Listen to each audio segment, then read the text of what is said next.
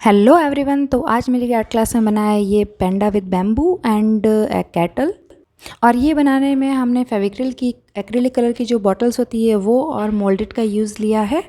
मैं बस गाइड करती जाऊंगी और मेरी छोटी स्टूडेंट साथ साथ में उसको करती जाएगी।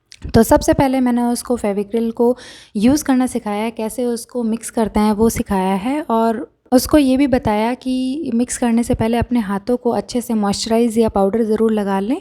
आप भी इस बात का ध्यान ज़रूर रखिए। तो पहले उसने सारी बॉटल्स को एक एक करके मोल्डेड की हेल्प से चिपका दिया था।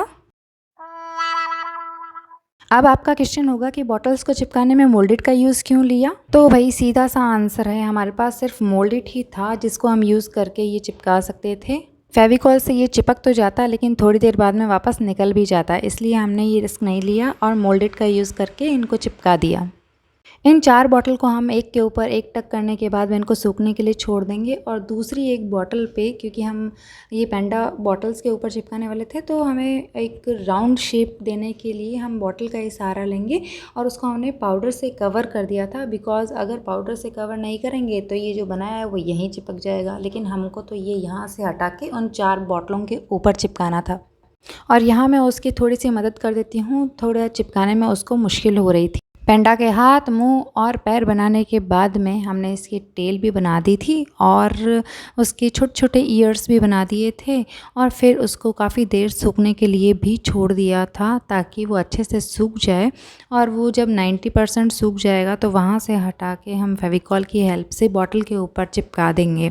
इन द मीन वाइल जो क्ले बच गई थी उसका भी हमने एक एमसील को काट लेंगे, तो हमने एक हार्ड शेप और उसके बाद में उसको अच्छे से शेप देने के बाद इसके ऊपर भी हम कुछ मंडाला वर्क करेंगे। तो इसको भी मैं सूखने के लिए छोड़ दूंगी। उसके बाद में मेरी स्टूडेंट यहाँ पे छोटे छोटे बीड्स बना रही है जो वो किचन में लगाएगी।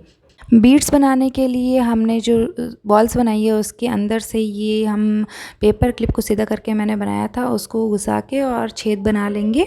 और देखो हमने पेंडा भी चारों बॉटल पे वहाँ पे चिपका दिया था, और यहाँ हमने क्ले की हेल्प से छोटी छोटी सी लीफ तैयार कर ली थी और इसको भी हम फेविकॉल की हेल्प से वहाँ चिपका देंगे। और जो बिल्कुल छोटी सी क्ले बच गई थी उसकी हम कैटल तैयार कर देंगे, और ऊपर से जो उसका कैटल का टॉप तैयार कर देंगे और उसकी स्पाउट बना देंगे। और पीछे पेपर क्लिप की ही हेल्प से मैंने हैंडल भी तैयार करवा दिया था।